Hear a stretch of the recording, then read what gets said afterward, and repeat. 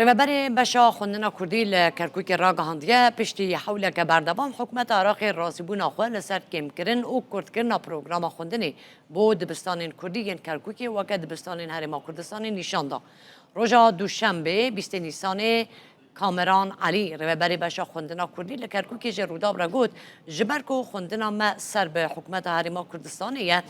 حکومت حریم کردستان داخواست کرد و عراق جی جبجی کرد لو ما بریارا که امکنا پروگرام خوندن کردی یا لکرکوک جی لخود گرتیه درباره ریکارین اداری ین جبو ورگرتن و رازی بونه کامران علی دبیجه وکه رهبر خوندن کردی وان داخواستنامه یک فرمی پیشکشی رهبری گشتی یا